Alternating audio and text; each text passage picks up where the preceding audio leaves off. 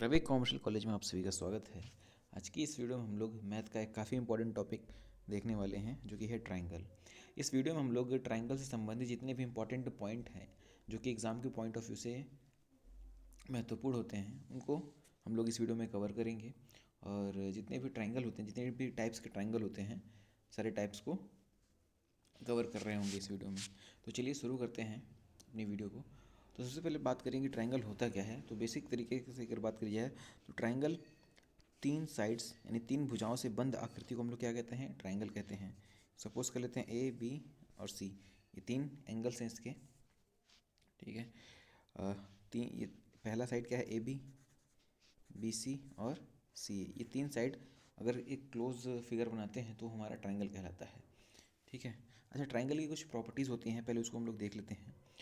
Triangle की सबसे पहली प्रॉपर्टी ये होती है कि दो भुजाओं का योग, कोई ट्राइंगल है इसमें से किसी दो भुजाओं का योग तीसरे भुजा के योग से तीसरे भुजा से हमेशा बड़ा होगा। यानी कि किसी भी ट्राइंगल में अगर हम दो भुजाओं को ले लें, इसको और इसको ले लिया, इन दोनों को जोड़ने पर हमेशा इस तीसरी भुजा से बड़ा आएगा, चाहे कोई भी दो भुजा हो। जैसे यहाँ पे ए बी, बी सी और सी, तीनों भुजाएं लिख दिया मैंने। A B plus B C करें तो ये हमेशा बड़ा होगा सी ए से, यानी तीसरी भुजा से हमेशा बड़ा होगा। या फिर ये इन दोनों को ले लीजिए तो ये तीसरे से बड़ा होगा। बी सी प्लस सी ए, ये किससे बड़ा होगा, ये ए बी से बड़ा होगा। उसी तरीके से ए बी और सी ए को ले लेते हैं। ए बी प्लस सी ए, ये बड़ा होगा किससे, बी सी से। यानी कि किसी भी प्रकार का ट्राइंगल रहे, चाहे वो समबाहु रहे, चाहे विषमबाहु रहे, या फिर समद्विबाहु रहे, किसी भी प्रकार का ट्राइंगल रहता है तो उस ट्राइंगल में दो भुजाओं का योग हमेशा तीसरी भुजा से बड़ा हो सकता है, बड़ा होगा, ठीक है। अब आगे बात करते हैं। जैसे सपोज करते हैं, यहाँ पे कुछ मैं एग्जांपल लिख रहा हूँ आप लोग के लिए। 3, 5 और 9, ये त्रिभुज की तीन भुजाएं दी हैं, ठीक है। अब हमको बताना है कि इससे त्रिभुज बन सकता है या नहीं। यहाँ पे मैं कुछ कुछ एग्जांपल्स लिख दे रहा हूँ, आप लोग को बताना है। चलिए, ठीक। अब यहाँ पे हम लोग देख रहे हैं, सबसे पहला क्या है, पहला हम लोग का प्रॉपर्टी क्या है कि दो भुजाओं को जोड़ेंगे तो तीसरी से हमेशा बड़ा होना चाहिए। तो यहाँ पे 3 + 5 क्या हो जाएगा, 8। ये 9 से बड़ा है क्या, ये नहीं। तो दो भुजाओं को जुड़ने पर तीसरे से छोटा हो जा रहा है, तो यहाँ इन तीनों भुजाओं के सहायता से हम लोग ट्राइंगल को निर्माण नहीं कर सकते। तो पहला वाला गलत हो जाएगा। अब इसको देखते हैं, 4, 5 हो गया, 9 और ये 3 से बड़ा है, ठीक है। पहली कंडीशन तो सेटिस्फाई हो गई। दूसरी 5, 3, 8, 4 से बड़ा है, ठीक है। 4, 3, 7, 5 से, तो इससे हमारा ट्राइंगल बन जाएगा, क्योंकि दो भुजाओं को जोड़ने पर हमेशा तीसरी वाली से बड़ा हो रहा है। अब इसमें देखते हैं हम लोग। अब यहाँ पे 3, 3, 6, 3, 3 कितना हो गया, 6 हो गया। ये दोनों को जोड़ने पे 6 आ रहा है, लेकिन ये 6 से बड़ा है क्या, नहीं, 6 के बड़ा नहीं, 6 के बराबर है। तो ये भी क्या करेगा, ये भी कंडीशन हमारा सेटिस्फाई नहीं कर पाएगा, जिस वजह से इनकी सहायता से भी ट्राइंगल नहीं बन पाएगा, ठीक है। हमेशा क्या होना चाहिए, हमेशा दो भुजाओं का योग तीसरी भुजा से बड़ा होना चाहिए, ठीक है। A plus B is always greater than C, बराबर होगा तो भी काम नहीं चलेगा। अच्छा, इसको चेक करते हैं हम लोग। 5, 4, 9, 6 से बड़ा है, ठीक है। 6, 4, 10, 5 से बड़ा है, बहुत सही। 6, 5, 11, 4 से बड़ा है, ठीक। तो ये भी हमारा ट्राइंगल फॉर्म कर सकता है, ठीक है। अब आगे बात करते हैं, कोण के आधार पर ट्राइंगल कितने तरीके के होते हैं। कोण के आधार पर जो हमारा त्रिभुज है वो कितने प्रकार का होता है, वो होता है 3 प्रकार का, ठीक है। कोण के आधार पर 3 प्रकार का, और भुजा के आधार पे, भुजा के आधार पे त्रिभुज कितने प्रकार का होता है, वो भी 3 प्रकार का। दोनों को देखेंगे हम लोग। पहले कोण के बेसिस पे देख लेते हैं। तो कोण के बेस पे पहला होता है हमारा न्यून कोण, न्यून कोण त्रिभुज। दूसरा अधिक कोण त्रिभुज, और तीसरा जो है समकोण त्रिभुज, ठीक है। न्यून कोण त्रिभुज क्या होता है, न्यून कोण त्रिभुज वो त्रिभुज होता है जिसमें सभी भुजाएं 90 अंश से छोटी होती हैं, ठीक है। अच्छा, यहाँ पे मैं एक पॉइंट बताना भूल गया आप लोगों को कि त्रिभुज के अंतःकोणों का योग कितना होता है। जैसे मान लीजिए त्रिभुज है ए बी सी, ये एंगल है ए, ये एंगल है बी और ये एंगल है सी। तो angle A plus angle B plus angle C, इसका योग हमेशा 180 डिग्री होगा। त्रिभुज के अंतः कोणों का योग हमेशा कितना होता है? 180 अंश होता है। ये हमको याद रखना है, ठीक है। यहाँ पे मैं न्यून कोण के बारे में बता रहा हूँ। किसी भी ट्रायंगल में जो इंटीरियर एंगल का सम होता है, यहाँ पे मैं लिख ही दे रहा हूँ, इंटीरियर एंगल्स का योग कितना होता है? 180 डिग्री, ठीक। अच्छा, अब न्यून कोण के बारे में बात करते हैं। तो न्यून कोण क्या होता है? न्यून कोण ऐसा त्रिभुज होता है जिसमें सभी भुजाएं 90 अंश से छोटी होती हैं, 90 डिग्री से छोटी, ठीक है। सभी कोण, भुजाएं नहीं, सभी कोण, सॉरी। यहाँ पे ए बी सी तीन कोण हैं, ए बी और सी, तीनों कोण 90 से छोटी होनी चाहिए। तो वो कौन सा कोण हो जाएगा? न्यून कोण हो जाएगा। जैसे सपोज कर लीजिए ये 60 डिग्री, ये है 30 डिग्री, कितना हो जा रहा है? 90 डिग्री हो जा रहा है। 180 होना चाहिए ना, तो 60 और 30 90 और 90 180 होगा। लेकिन क्या ये न्यून कोण होगा? ये न्यून कोण नहीं होगा। न्यून कोण होने के लिए क्या होना चाहिए? 90 से छोटा होना ज़रूरी है। तो यहाँ पर क्या करेंगे हम लोग, इसको सपोज कर लेते हैं ये 50 डिग्री है, तो ये कितना हो जाएगा? 70 डिग्री। अब तीनों 90 से छोटी हैं, तो ये क्या हो जाएगा हमारा? ये न्यून कोण हो जाएगा, ठीक। अब अधिक कोण की बात करते हैं। अधिक कोण ये हो गया हमारा 90 से छोटा, 90 से छोटा। अधिक कोण में क्या होगा? 90 से बड़ा होना चाहिए, ठीक है। कोई एक कोण, अधिक कोण में कोई एक कोण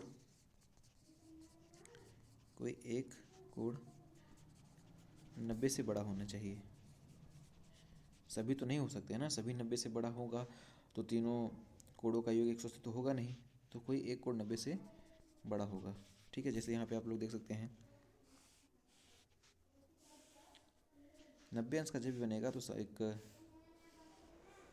ये 90 अंश का होता है, इसको समकोण कहते हैं, ठीक है। समकोण के बारे में पहले बता दूं कि किसी त्रिभुज में अगर एक कोण 90 अंश का है तो वो त्रिभुज क्या होगी? समकोण त्रिभुज होगी, ठीक है। और 90 अंश से अधिक है तो क्या हो जाएगा हमारा? अधिक कोण हो जाएगा। मान लीजिए ये है 110 डिग्री का, 110 डिग्री का है, तो ये क्या हो जाएगा हमारा? ये अधिक कोण, ठीक है। कोई एक कोण 90 अंश से अधिक है तो अधिक कोण, और एक कोण 90 अंश का है तो वो हो जाएगा समकोण, और तीनों कोण 90 अंश से छोटे हैं तो हो जाएंगे हमारे न्यून कोण। तो इस तरीके से कोण के आधार पे त्रिभुज को 3 भागों में बांटा गया है। अब भुजा के आधार पे बात करी जाए तो भुजा के आधार पे भी 3 भागों में बांटा गया है। अब वो 3 कौन कौन से हैं? पहला है हमारा विषम बाहु त्रिभुज,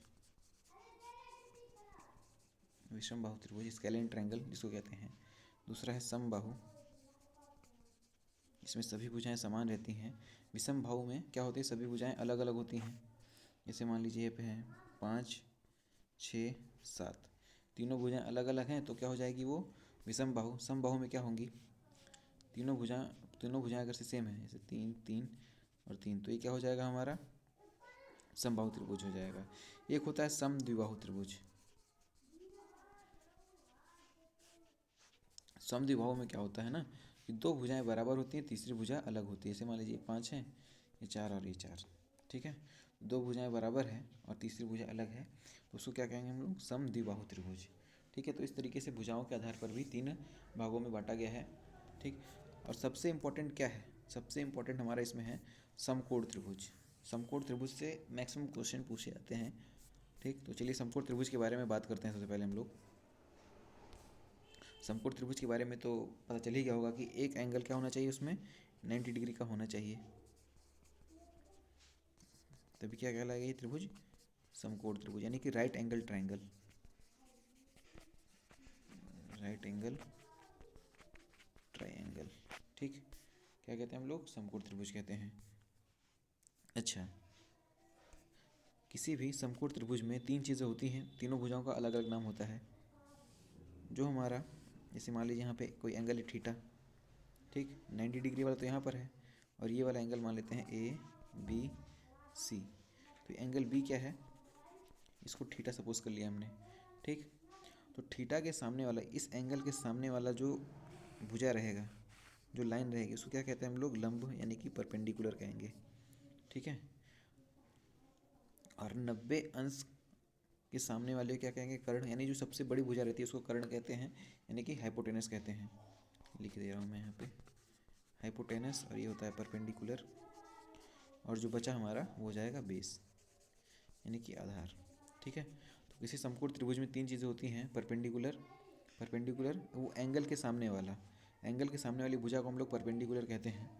समझाने के लिए मैं आपको यहाँ पर एक और बता दे रहा हूँ। जैसे कोई राइट एंगल ट्रायंगल है 90 डिग्री, अब यहाँ पर दूसरा एंगल फाई दे रखा है।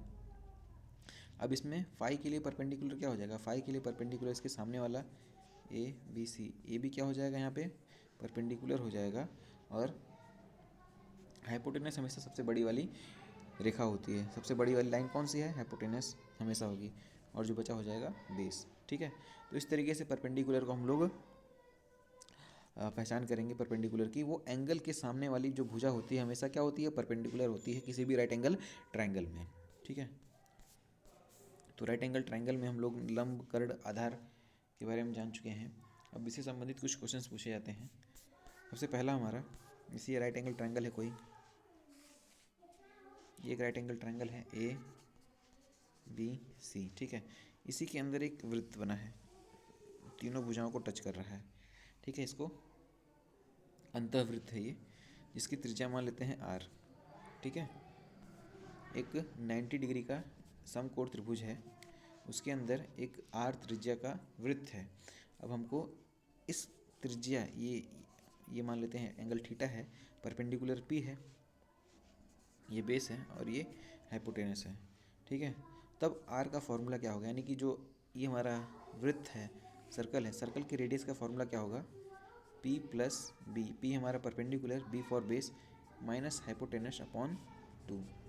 ठीक है, तो ये हमारा पहला इंपॉर्टेंट फार्मूला है कि किसी भी त्रिभुज में, किसी भी समकोण त्रिभुज में अगर कोई वृत्त है, तीनों भुजाओं को टच कर रहा है, तो उस वृत्त की त्रिज्या क्या होगी, जो हमारा perpendicular plus base minus hypotenuse upon 2 होगा। ठीक है, केवल समकोण त्रिभुज के लिए होगा ये। ठीक है, अब आगे बात करते हैं। यही मान लीजिए वृत्त जो है परिवृत्त है, यानी कि बाहर की ओर वृत्त बना है इस तरीके से, और ये क्या है 90 डिग्री है। ठीक, उस कंडीशन में, और इसकी त्रिज्या मान लेते हैं हम लोग आर है, बड़े वाले वृत्त की त्रिज्या मान लेते हैं आर है, तो उस समय में आर की वैल्यू क्या होगी, ये हमारा बेस हो जाएगा परपेंडिकुलर और ये हाइपोटेनस। ठीक, उस कंडीशन में हमारा रेडियस क्या हो जाएगा, रेडियस हो जाएगा हाइपोटेनस अपॉन 2। ठीक है, यानी जो कर्ण है, कर्ण का आधा ही क्या हो जाएगा हमारा, इससे बड़े वाले वृत्त का त्रिज्या हो जाएगा। ठीक है, अच्छा ऐसा क्यों होता है, हम लोगों ने पहले वाले क्लास में पढ़ा होगा, जब किसी अर्धवृत्त में, यहाँ पे ओ है, जब किसी अर्धवृत्त में कोई भी त्रिभुज बनता है, कोई भी त्रिभुज बनता है जो कि परिधि से टच किया रहता है, तो वो हमेशा 90 डिग्री का रहता है। तो यहाँ पे ये अर्धवृत्त ही तो है, अर्धवृत्त क्यों है, क्योंकि 90 डिग्री का एंगल बन रहा है, 90 डिग्री का एंगल बन रहा है, तो वो हमेशा डायमीटर से ही बन रहा होगा ना, तो डायमीटर से बन रहा है, तो डायमीटर का आधा करेंगे तो क्या मिलेगा, हमारा त्रिज्या ही मिलेगी। ठीक, तो इस तरीके से त्रिज्या हम लोग फाइंड कर सकते हैं। अच्छा, अब एरिया की बात करें तीनों त्रिभुज में, एरिया यानी कि क्षेत्रफल की बात करें त्रिभुज का। ठीक, तो त्रिभुज का क्षेत्रफल जो है, त्रिभुज का क्षेत्रफल का एक सबसे कॉमन फॉर्मूला क्या होता है, 1/2 बेस इंटू हाइट। ठीक है, बेस इंटू हाइट यानी कि आधार गुणे ऊंचाई, ये सबसे कॉमन फॉर्मूला होता है। ठीक है, अगर हमको बेस पता है और त्रिभुज की हाइट पता है, जैसे मान लीजिए कोई त्रिभुज है, बेस तो हमारा ये रहेगा ही रहेगा, एक्स बेस मान लेते हैं। हाइट क्या होता है, इस बेस पर शीर्ष से लंबवत खींची जाने वाली रेखा को क्या कहते हैं, हाइट कहते हैं। ठीक है, अगर ये नहीं पता होगा तो उस कंडीशन में कैसे हम लोग एरिया निकालेंगे, चलिए देखते हैं। सबसे पहले किसी विषम बाहु त्रिभुज के लिए, विषम बाहु त्रिभुज के लिए एरिया कैसे फाइंड करेंगे। जैसे मान लीजिए यहाँ पे एक त्रिभुज दिए रखा है जिसका ए बी सी, ठीक है, भुजा क्या है एक्स वाई जेड। ठीक है, एक्स वाई जेड भुजा दे रखी है, हमको इसका एरिया फाइंड करना है। इसमें हमको बेस तो दे रखा है लेकिन लंब का पता ही नहीं है, यानी कि जो ऊंचाई है उसका पता नहीं है, तो कैसे एरिया निकालेंगे, तो इसके लिए हम लोग प्रयोग करेंगे हीरोन्स फार्मूला। ठीक है, हीरोन्स फार्मूला का यूज़ करेंगे। हीरोन्स फार्मूला क्या होता है, हीरोन्स फार्मूला होता है S/2, सॉरी पहले तो हेरोन्स फॉर्मूला के लिए पहले हम लोग सेमी पेरीमीटर निकालेंगे। सेमी पेरीमीटर क्या होता है? तीनों भुजाओं का योग x plus Y plus Z upon 2। ठीक है, इसको हम लोग s से डिनोट करते हैं। ठीक है, ये हो गया s। अब हेरोन्स फॉर्मूला में एरिया, ट्रायंगल का एरिया क्या होता है? Under root S minus X, S minus Y, S minus Z. ठीक है, एक्स ये वाली भुजा है ए बी, वाई क्या है? ये वाली भुजा है, और जेड क्या है? ए सी वाली भुजा है। और यहाँ पे एस हम लोगों ने फाइंड कर रखा है पहले से। तीनों भुजाओं को जोड़ने के बाद अगर 2 से हम लोग भाग देते हैं तो क्या आता है हमारा? एस, यानी कि सेमी पेरीमीटर। तो इस फॉर्मूला की मदद से अगर तीनों भुजाओं का मान हमको पता है तो हम लोग आसानी से क्या फाइंड कर सकते हैं? एरिया फाइंड कर सकते हैं किसी भी ट्रायंगल का। ये स्केलेन ट्रायंगल यानी कि जो विषमबाहु त्रिभुज है, समद्विबाहु त्रिभुज है, समबाहु त्रिभुज है, तीनों के लिए एप्लीकेबल है। ठीक है, समबाहु त्रिभुज का तो आसानी से निकल जाता है एरिया, उसके लिए भी मैं डिस्कस करूँगा फॉर्मूला। चलिए अब आगे देखते हैं। अब विषमबाहु त्रिभुज की ही बात कर रहे हैं ना हम लोग। तो विषमबाहु त्रिभुज में जैसे मान लीजिए कि विषमबाहु त्रिभुज है ये, अब इसके अंदर एक सर्कल है। अब हमको इसका रेडियस फाइंड करना है। रेडियस फाइंड करने के लिए क्या करेंगे? सबसे पहले एरिया, जो हमारा ट्रायंगल का एरिया है, अपॉन सेमी पेरीमीटर। ये होता है किसी भी विषमबाहु त्रिभुज में अगर से कोई सर्कल है तो उसका रेडियस कैसे फाइंड करेंगे? सबसे पहले हमारे पास ट्रायंगल का एरिया होना चाहिए। एरिया होने के बाद सेमी पेरीमीटर के बारे में पता होना चाहिए। तो एरिया अपॉन सेमी मीटर करेंगे, सेमी पेरीमीटर, तो हमको इस त्रिभुज का रेडियस पता चल जाएगा। इस त्रिभुज के अंदर जो हमारा सर्कल है उसका रेडियस पता चल जाएगा। ठीक है, अगर एरिया को हम लोग किसी ट्रायंगल से डिनोट करें और इसको एस डिनोट करें तो रेडियस का फॉर्मूला क्या हो जाएगा? Triangle upon S. तो इसको इस तरीके से याद कर सकते हैं। ठीक है, और यहाँ पर अगर से त्रिभुज के बाहर कोई वृत्त बना है, जैसे स्केलेन ट्रायंगल है, विषमबाहु त्रिभुज है, इसके बाहर कोई वृत्त बना है, तो अब इसकी त्रिज्या क्या होगी? इसकी त्रिज्या हम लोग सपोज करते हैं आर। इसकी त्रिज्या क्या होगी? जो तीनों साइड्स रहेंगे, मान लीजिए ए बी और सी, 3 साइड हैं त्रिभुज के, तो तीनों साइड का गुणा करेंगे, ए इंटू बी इंटू सी अपॉन 4 गुणे एरिया। थीटा ए, यहाँ पे ट्रायंगल क्या है? एरिया है। ठीक है, इस त्रिभुज का एरिया में 4 का गुणा कर दिया हमने, और अंश में क्या रहेगा? तीनों भुजाओं का गुणनफल। ठीक है, तो आई होप आप लोग को ये वाला फॉर्मूला भी क्लियर हो गया होगा। तीनों भुजाओं का गुणा करने के बाद उसको हम लोग उसके त्रिभुज के 4 गुने से डिवाइड कर देंगे, तो हमको बड़ा वाला जो वृत्त है, यानी कि त्रिभुज के परिवृत्त है, उसकी रेडियस को पता कर सकते हैं। ठीक है, अब आगे बात करते हैं हम लोग समद्विबाहु त्रिभुज के बारे में।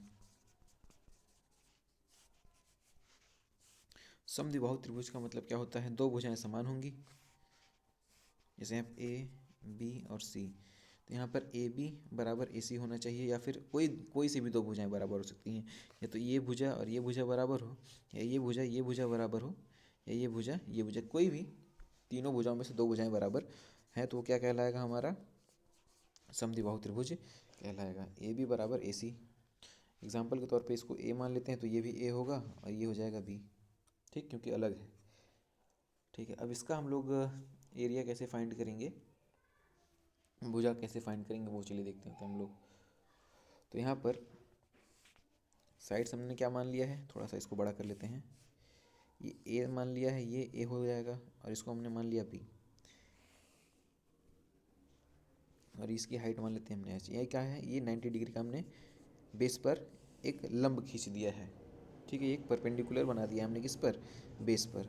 ठीक है, जब कभी भी हम लोग समद्विबाहु त्रिभुज में ये दोनों भुजाएं बराबर हैं, तो जब लंब डालेंगे तो जो बेस रहेगा वो 2 बराबर भागों में बढ़ जाएगा, यानी कि ये b/2 हो जाएगा और ये भी पार्ट b/2 हो जाएगा।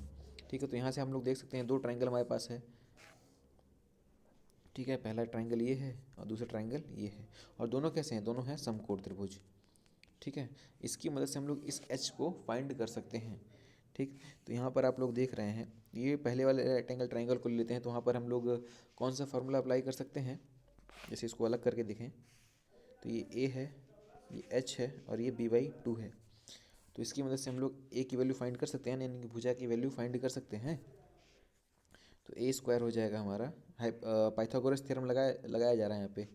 पाइथागोरस थ्योरम क्या होता है, हाइपोटेनस का square is equals to perpendicular का स्क्वायर प्लस बेस का स्क्वायर। तो यहाँ पर हाइपोटेनस कितना है, हाइपोटेनस है यहाँ पर ए का स्क्वायर, और परपेंडिकुलर कितना है एच स्क्वायर, और बेस कितना है बी बाई टू का होल स्क्वायर। ठीक है, हमको वैल्यू किसकी फाइंड करनी है, ए की तो हम लोग फाइंड कर लेंगे अगर ए की वैल्यू दी है। अगर एच की फाइंड करनी हो तो क्या करेंगे, एच को हम लोग एक साइड करेंगे, बाकी सब वैल्यू को इधर भेज देंगे। तो ए पहले से मौजूद है यहाँ पर, और ये इधर प्लस में इधर आएगा तो माइनस में हो जाएगा बी स्क्वायर अपॉन 4।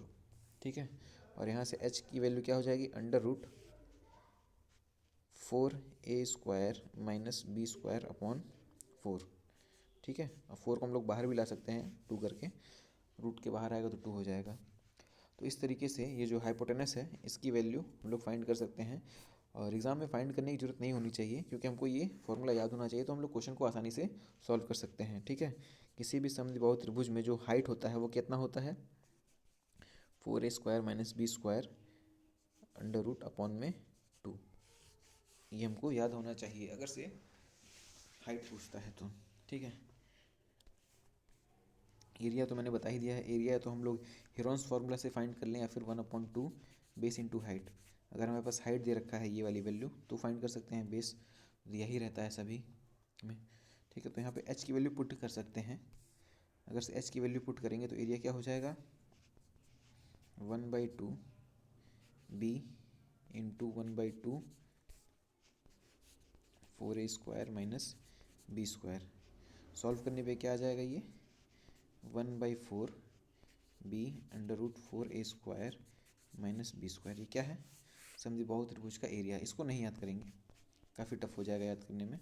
हम लोग फाइंड कर सकते हैं एरिया को समद्विबाहु त्रिभुज के। अब बात करेंगे हम लोग किसकी, समबाहु त्रिभुज के बारे में। तो समबाहु त्रिभुज क्या होता है, ऐसा त्रिभुज जिसमें तीनों भुजाएं बराबर होती हैं उसको समबाहु त्रिभुज कहते हैं। जैसे यहाँ पर देख लीजिए, ए बी बराबर है बी सी के, बराबर है सी ए, और तीनों क्या हैं ए, यानी कि ए बी बराबर ए, बी सी बराबर ए, और सी ए बराबर ए। ठीक है, और अगर से एरिया फाइंड करना हो तो हीरोन्स फार्मूला को अप्लाई करके हम लोग ये एरिया फाइंड कर सकते हैं, यानी सारे के सारे साइड्स यही हैं। सॉल्व करने पे हीरोन्स फार्मूला को हमारा एरिया क्या आ जाएगा, √3/4 इंटू ए स्क्वायर। ठीक है, तो एरिया को भी हम लोग याद करेंगे इसके।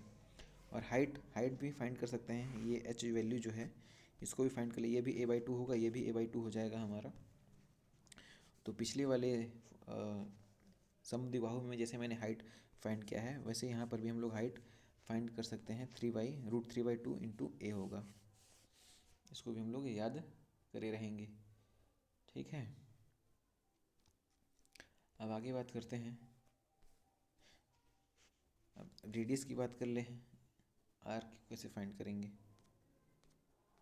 आर का मतलब कोई हमारा समबाहु त्रिभुज है, समबाहु त्रिभुज के अंदर कोई वृत्त है, यानी कि सर्कल है, उसका रेडियस आर है। ठीक, तो इस आर को फाइंड करने की बात हो रही है। तो रेडियस क्या हो जाएगा, a/2√3। अब ये कैसे होगा, पिछले वाले वीडियो में हम लोगों ने स्केलेन ट्राइंगल के लिए क्या देखा था, स्केलेन जो विषम बाहु त्रिभुज है ना वो तीनों त्रिभुज पे काम करेगा। ठीक है, तो रेडियस का फॉर्मूला क्या था हमारा, उसमें एरिया अपॉन सेमी पेरीमीटर। ठीक है, एरिया अपॉन सेमी पेरीमीटर, तीनों की साइड क्या है ए है, 3a हो जाएगा, पेरीमीटर 3 हो जाएगा। और एस क्या होगा, एस क्या होता है सेमी पेरीमीटर, यानी 3a/2 हो जाएगा। ठीक है, तो और एरिया क्या है, समबाहु त्रिभुज का एरिया √3/4 a स्क्वायर। तो यहाँ से एरिया को रख सकते हैं हम लोग √3/4 a square upon semi perimeter कितना है 3a/2। अब इसको जब हम लोग सॉल्व करेंगे ना तो यही वैल्यू आएगी। चलिए देखते हैं, 2 से ही 2 टाइम्स में कट जाएगा, ये 2×2 = 4। ठीक है, और आगे सॉल्व करें तो a से a स्क्वायर कैंसिल हो जाएगा। ठीक, बचा क्या हमारा, ये 3 बचा, तो √3a/3। ठीक, अब इसको जब हम लोग सॉल्व करेंगे और यहाँ पे हमारा ये जो 2 है वही बचा। ठीक है, ये √3 टाइम्स में कट जाएगा, तो a/2√3। ये क्या आ गया हमारा, ये जो इन सर्कल है इसका रेडियस फाइंड कर लेंगे a/2√3। उसी तरीके से जो हमारा परिवृत्त होता है, त्रिभुज के चारों ओर बना गया वृत्त, इसका रेडियस क्या होगा, इसके रेडियस को r सपोज करें तो इसका रेडियस क्या हो जाएगा, तीनों भुजाओं का गुणनफल होता है ABC, ये मैं विषमबाहु त्रिभुज के लिए बता रहा हूँ, 4 × a। तो ABC तीनों बराबर है, a है तो a³ हो जाएगा अपॉन 4 गुणे एरिया कितना है √3/4 × a²।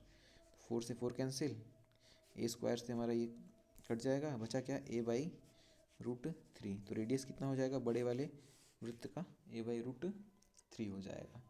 ठीक, तो इस तरीके से हम लोग जो हमारा समबाहु त्रिभुज है उसमें रेडियस और हाइट, त्रिज्या सब फाइंड करना मैंने बता दिया है। अब आगे बढ़ते हैं। अब यहाँ पे एक फॉर्मूला और है,